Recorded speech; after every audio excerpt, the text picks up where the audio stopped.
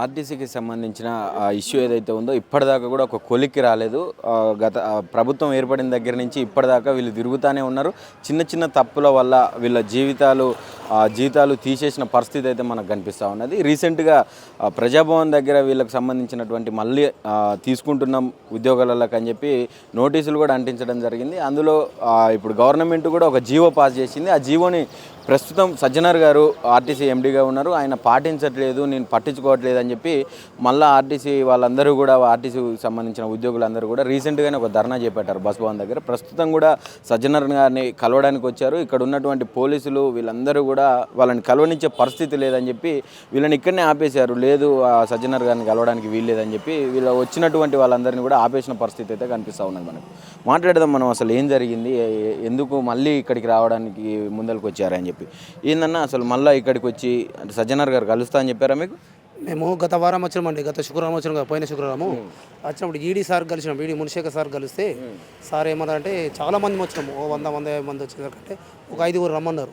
పోయిన తర్వాత government GO ఇచ్చింది, తెలంగాణ గవర్నమెంట్ జీవో ఇచ్చింది. ఏమని అప్పీల్లో ఉన్న 30 రోజుల లోపల 3 అప్పీలు పోయిన ఉన్నాయి. అంటే మళ్ళీ అంటే కోర్టు పరిధిలోకి ఉన్నాయి. 60 రోజుల్లో ఆయన రిజిస్టర్ చేయమని పునర్నిమకం చేయమని ఇచ్చింది. ఇది మేము పోయినాం. పోయేసరికి ఇదెంత పని, బోర్డు డైరెక్టర్లో సంతకం పెట్టించేస్తే అయిపోతుంది. ఇది నేనే ఆ బోర్డు డైరెక్టర్ మెంబర్ దగ్గర పోయి సంతకం పెట్టించుకొని చేసి పడేస్తా. వారంలో మీరు రాండి, 4 రోజులు 3 రోజులు అన్నాడు. ఇంకా 3 రోజుల్లో చెప్పించేస్తా. ఈడీ గారు 3 రోజుల్లో చెప్పించేస్తా, మీరు నెక్స్ట్ వీక్ రండి అని చెప్పారు. మళ్ళీ మొన్న మేము సోమవారం కూడా ఫోన్ చేసాం సార్, మంగళవారం నాడు చేసి శుక్రవారం రమ్మన్నారు. సారే రమ్మన్నారు. ఇక్కడ ఉన్న మాకు సెక్యూరిటీ పోనిస్తారు లోపలికి. ఏమంటారు అంటే మీరు కలవమని చెప్పింది వాళ్ళే కదా, మళ్ళీ మీరు పోతే ఎందుకు వద్దంటున్నారు వీళ్ళంతా? అయితే లోపల సార్కి ఫోన్ చేశారు వాళ్ళు ఫోన్ చేశారు. మేము ఫోన్ చేస్తే అక్కడ పిఏ గారు చెప్తున్నారు, సార్ మీటింగ్లో ఉన్నారు, మీటింగ్ అయిన తర్వాత అని చెప్తున్నారు. మరి మేము ఇప్పుడు ప్రతి ఒక్కరు పోతారండి బస్ భవన్లకు. ఇప్పుడు 40,000 మంది కార్మికులు, 40-42 కార్మికులు, ప్రతి ఒక్కరు ఏదో ఒక సమస్య ఉంది కదా. మాది ఒక సమస్యనే కదా. మేము వచ్చింది ఎంతమంది? 5 మంది ఉన్నాం. 5 మందిలో 4 అవుతాం కదా, పోయి మాట్లాడేదే కదా, కొట్లాడేది ఏం లేదు కదా. మేము చేసేదే రిక్వెస్ట్ చేయడానికి పోతున్నాం, కొట్లాడడం కాదు కదా. సరే సజ్జనర్ సార్ లేరు, ఈడీ గారే రమ్మన్నారు. మాకు ఈడీ గారు ఎట్లా పరిష్కారం చేస్తామని చెప్పారు. మరి ఇక గవర్నమెంట్ ఇచ్చిన జీవోనే పరిష్కారం చేస్తామని చెప్పారు. మరి పోలీసులు ఆపుతున్నారు ఇక్కడ, మాకు అర్థమైతే లేదు. సజ్జనర్ గారు ఎందుకు కలవడానికి ముందరికి వస్తలేరు మిమ్మల్ని? సార్ ఉన్నారు లేదు తెలియదు ఆ విషయం, కానీ మొత్తం మీద ఈడీ గారు అయితే ఉన్నారు లోపల. మరి మమ్మల్ని రమ్మన్న సారే, మరి వీళ్ళు పంపిస్తే అయిపోతుంది కదా. సార్ నంబర్ ఇవ్వని ఇస్తలేరు, మా దగ్గర సార్ నంబర్ ఉన్నది. సరే లోపల ఉన్న ఆఫీస్ నెంబర్ చేసి పిఏ గారు లేపుతున్నారు, లేపు మీటింగ్ అని చెప్తున్నారు. మరి మేము కొట్లాడడానికి వచ్చినామా, రిక్వెస్ట్ చేయడానికి వచ్చినాము. టైం కూడా అయిపోతున్నది. గవర్నమెంట్ జీవో అమలు చేయాలి కదా. గవర్నమెంట్ ఇచ్చిన దాని ప్రకారం అయితే ఉద్యోగాలు ఇవ్వాలి. పోనీ ఇస్తున్నామా ఇస్తలేము, ఏదైనా చెప్పాలి కదా. మాకు ఏదైనా చెప్తే అర్థమవుతుంది కదా. మరి లోపల పోవడానికి అవకాశం ఇస్తలేరు. ఇది మా బాధ. లోపల పోయి కలిస్తే మాకు ఏదో ఒకటి వస్తుంది కదా. అంటే చెప్తా ఉన్నారు కదా, ప్రభుత్వం స్టార్ట్ అయిన దగ్గర నుంచి కూడా అసలు ఎవరికి ఎక్కడ రెస్ట్రిక్షన్స్ ఉండవు, మొత్తం కంచెలు బద్దలు కొట్టినాం అని చెప్పిండ్రు రేవంత్ రెడ్డి గారు. ఎవరైనా రావచ్చు, ఎప్పుడైనా రావచ్చు, ప్రజల పాలన ఇది అని చెప్పి చెప్తా ఉన్నాడు. ఇందిరమ్మ రాజ్యం అండా ఉన్నాడు. అసలు మీ కార్మికులు అంటే మీరు కూడా ఒకప్పుడు దీనికి సంబంధించినటువంటి కార్మికులే, మీరు పోయిన వాళ్ళే, మిమ్మల్ని ఎందుకు ఆపుతా ఉన్నారు? అవునండి, మేము కూడా ఇప్పుడు నేను 15 సంవత్సరాల నుంచి ఆర్టీసీలో చేసిన. ఇప్పుడు నేను కూడా ఆర్టీసీ ఉన్నాయి. ఇప్పుడు నేను బయట ఉన్న లోపల ఆర్టీసీ కార్మికు ఉన్నాయి. ఇప్పుడు నా పిఎఫ్ డబ్బులు, నా సిసిఎస్ డబ్బులు ఏవైనా ఆర్టీసీలో ఉన్నాయి కదా. ఇప్పుడు నా వంతు వాటా కూడా ఉంది కదా. ఇప్పుడు నన్నే పోనిస్తలేరు. ఇప్పుడు మేమందరం ఎవరి అయినా ఇక్కడ నుంచి రిటైర్మెంట్ అయిన వర్కర్ కూడా ఆర్టీసీ నాది అనేటోడు. మరి మమ్మల్ని కొనియకుండా ఈ రిస్ట్రిక్షన్స్ ఎంత అర్థం కాదు. అక్కడ వస్తే ప్రజాపాలన ఉన్నది. ఇనుప కంచెలు బద్దలు కూడా రికన్నా అదే గేటు పెట్టారు, కనిపిస్తుందా? గేటు పెట్టారు. పోయిన వాళ్ళు పోతే వస్తారు, అచ్చటోళ్ళు వస్తున్నారు. మరి మేమేం తప్పు చేసినాం? సరే మిస్టేకులు జరిగినాయి, మమ్మల్ని రిమూవ్ చేశారు. మా రిమూవ్ చేయడానికి పరిష్కారం అయితే కావాలి కదా, ఎక్కడో ఒక దగ్గర కావాలి కదా. సరే మీరు చెయ్యము అని చెప్తే మేము ఇంకెక్కైతే కనబోతాం కదా. అది చెప్తే మమ్మల్ని నానబెట్టి మొత్తం మేము గంప కింద కోళ్ళని కమ్మి పెట్టేసి కూర్చుంటాం. ఆ జీవోని అమలు చేయాలి కదా. ఆ జీవో అడగడానికి వచ్చినాము. గత వారం మేము చేస్తామని చెప్పారు. ఈ వారం వచ్చేసరికంటే మమ్మల్ని లోపలికే వనిస్తలేరు. సరే రమ్మన్నది వాళ్ళే ఆఫీసర్సే. 4-5 రండి, ఎక్కడ రాకురండి. మేము అంతేమంది వచ్చినాం కదా. చాలా మంది గుమ్మి కూడా రాలేరు కదా. 5 వచ్చినాం. మరి 5 పంపిస్తే అయిపోతుంది కదా. సార్ ఏం చెప్తాడు విన్నాం కదా, అంతేనా కదా. ఇప్పుడు ఇక్కడ ఉంది చెప్పాడు కదా. ఇప్పుడు న్యాయం ఎక్కడుంది ఇక్కడ, ప్రజాస్వామ్యం ఎక్కడుంది, ప్రజాపాలన ఎక్కడుంది చెప్పి ఇక్కడ మినిస్టర్ గారు, సీఎం గారు ఏమంటారు, ప్రజాపాలన అన్ని డోర్లు తయారున్నాయి, మీరు ఎప్పుడు రావచ్చు, ఎప్పుడు రావచ్చు. ఇక్కడ చూడండి ఏం కనిపిస్తుంది. ఇప్పుడు మేము తీవ్రవాదులమా, మేము దొంగలమా, ఏమైనా ఎత్తుకపోదామా, ఏమైనా కొడతామా, ఎవరన్నా తిడతామా? మా దగ్గర ఉన్నాయా? చెక్ చేసి పంపించండి, మేము కాదంటలేం కదా. లేదంటే మాతో మీరు రండి. అంతే కదా, మేము అక్కడ మాట్లాడడానికి వెళ్తున్నాం, మా యొక్క బాధని చెప్పి మా ఉద్యోగం మేము అడగడానికే వెళ్తున్నాము. అడిగినాము, పోరాటం చేసిన 14-15 నెలలు చేసిన తర్వాత ఒక జీవో ఇచ్చింది తెలంగాణ గవర్నమెంట్. ఆ జీవోని అమలు చేయమనే కదా మేము అడుగుతున్నది. మరి లేకుండా సత్యనారాయణ గారు కానీ ఎవరైనా అమలు చేయమనుకున్న రోజు పోలేయండి, అదే చూసి వెళ్ళిపోతాం, లీగల్గా ప్రొసీజ్ చేద్దాం, ఏదైనా చేస్తాం కదా. మళ్ళీ బయట మా ద్వారా మేము వెతుక్కుంటాం కదా, ఇస్తామని చెప్పారు కదా. మరి ఇస్తామన్నా మాకు రిస్ట్రిక్షన్స్ ఏంటి? ఇప్పుడు ఎక్కడి నుంచి పాస్ కావాలి ఆ జీవో? ఇప్పుడు ఆల్రెడీ గవర్నమెంట్ మీకు జీవో ఇచ్చింది. గవర్నమెంట్ ఎండి గారికి ఇచ్చిందండి. ఈ టీఎస్ఆర్టీసీ బాస్ ఎవరు? ఎండి, మేనేజింగ్ డైరెక్టర్. ఎక్కడైనా ఈ బాస్ మేనేజింగ్ డైరెక్టర్ గారికి జీవో ఇచ్చారు. మీరు ఇవి చూసి ఇచ్చేసేయండి అని చెప్పేసి ఆ సార్ గారు తలుచుకుంటే ఈ క్షణం అయిపోతుంది, ఈ క్షణం అయిపోతుంది. ఏమున్నది, ఒక లెటర్ కొట్టి సంతకం పెట్టడమే, ఈ క్షణం అయిపోతుంది సార్ తలుచుకుంటే. మరి ఎందుకు ఆపుతున్నది? ఆ సార్కే తెలియాలా. సార్ ఏం చిన్న ఆఫీసర్ కాదు, పెద్ద డైనమిక్ ఆఫీసరు, తెలంగాణలో పెద్ద పేరు మోసిన పెద్ద ఐపీఎస్ ఆఫీసర్. అంత పెద్ద ఆఫీసర్కి తెలియదా మా బాధలు తెలియా? చిన్న చిన్నల మీద పడి చేయడం ఏంది? ఈ చిన్న చిన్న ఉద్యోగులు ఎంత, మా జీతాలు ఎంత 30-35 వేలు ఉంటాయి, లక్షల జీతాలు కాదు కదా. మరి మమ్మల్ని గవర్నమెంటే ఇమ్మన్నప్పుడు మీకేంది సార్ బాధ దానికి? ఇప్పుడు మీరు ఇస్తే మీరే మేము దేవుడు అనుకుంటాం కదా. మీరు ఇట్లా ఇక మీరు ఏమైపోయిందంటే ఏమో దేవుడు గారించిన పూజారి వరం ఇయ్యనట్టు మీరు మొత్తం గేట్లు అడ్డం పెట్టేస్తున్నారు.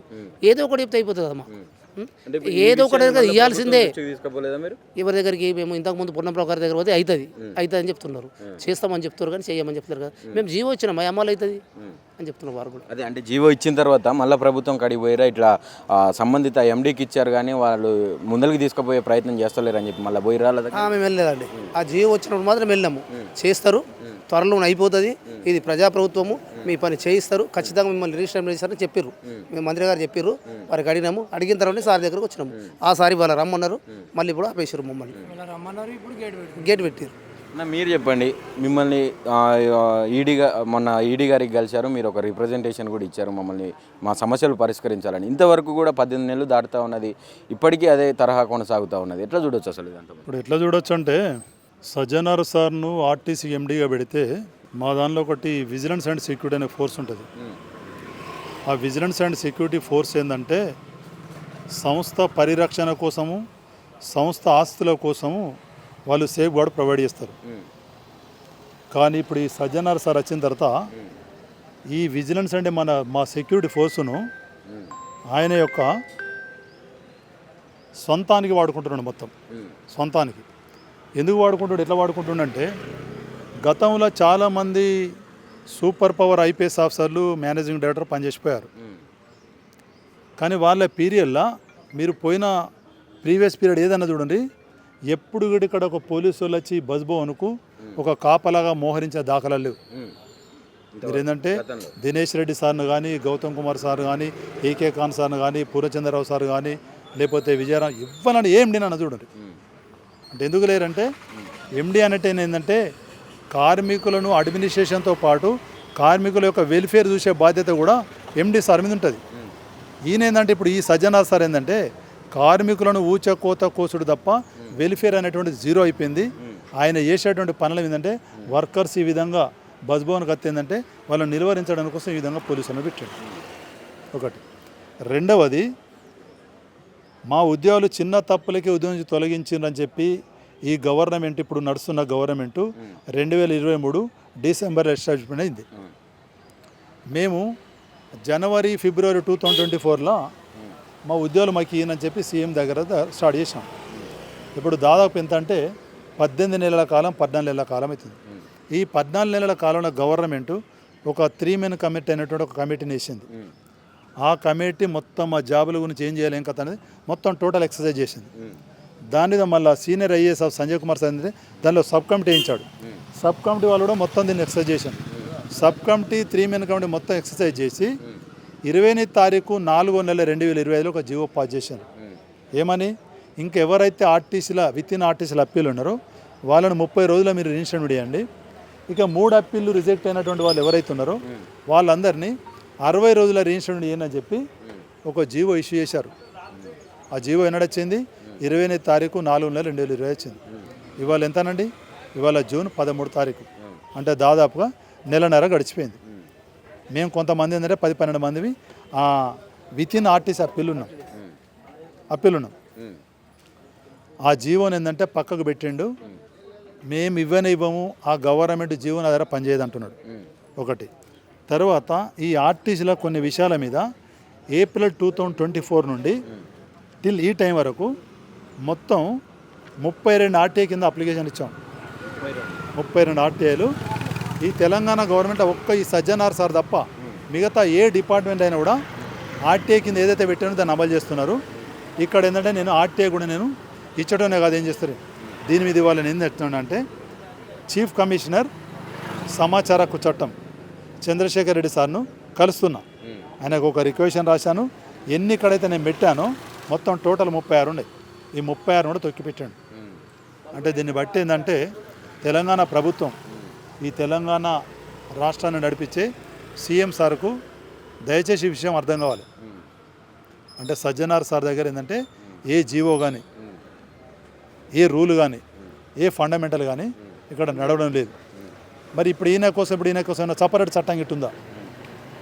అందరు ఐపీఎస్ ఆఫీసర్లనే సార్ కూడా ఐపీఎస్ ఆఫీసర్ కదా. ఈయనకన్నా ముందు మస్తు మంది ఐపీఎస్ ఆఫీసర్లు పనిచేసిపోయారు. కానీ ఇంత దమనకాండ ఇంత ఇబ్బంది పెట్టే ఆఫీసర్ మాత్రం ఎవరు రాలేదు, భవిష్యత్తు కూడా ఎవరు రారు. కాబట్టి దయచేసి ముఖ్యమంత్రి సార్ కానీ రవాణా శాఖ మంత్రి సార్ కానీ ఇమీడియట్గా ఇప్పుడు మా జీవోకి ఏదైతే ఇచ్చారో ఆ జీవో చెల్లేటట్టయితేనేమో ఆ జీవో మీద మాకు ఉద్యోగాలు లేదా జీవో చెల్లదని చెప్పి ఇక్కడ నోటీస్ ఒక అతికేస్తే మేము ఆధార్ మీద చూసుకుంటామని చెప్పి ఈ మీడియా ముఖంగా నేను రిక్వెస్ట్ చేస్తాను. ఇది గవర్నమెంట్ ఇచ్చిన జీవోని కూడా సజ్జనార్ గారు లెక్క చేయకుండా ఆయన సొంత చట్టం నడిపిస్తూ ఉన్నాడు ఇక్కడ అని చెప్పి చెప్తా ఉన్నారు. మిగతా ఆర్టీసీకి సంబంధించిన వాళ్ళందరూ కూడా 14-18 నెలల నుంచి తిరుగుతూ ఉన్నా కూడా ఇప్పటి వరకు వాళ్ళ సమస్య ఒక కొలుక్కొచ్చే పరిస్థితి అయితే కనిపిస్తలేదు. వాళ్ళు ఈరోజు కూడా సంబంధిత ఎండీ గారిని కలవడానికి కావచ్చు, ఇక్కడ ఉన్నటువంటి ఈడీ గారిని కలవడానికి కావచ్చు, బస్ భవన్కి వస్తే వాళ్ళని గేట్ దగ్గర ఆపేసిన పరిస్థితి కనిపిస్తూ ఉన్నది. ఎందుకు మమ్మల్ని రాణిస్తలేరు? మేము కలవడానికి పోయి ఒక రిప్రజెంటేషన్ మొన్న ఇచ్చాము, వాళ్ళే ఫోన్ చేసి మమ్మల్ని పలానా రోజు రమ్మని చెప్పారు. కానీ ఇప్పుడు కలవడానికి వస్తే మమ్మల్ని లోపలికి పోనిస్తలేరు.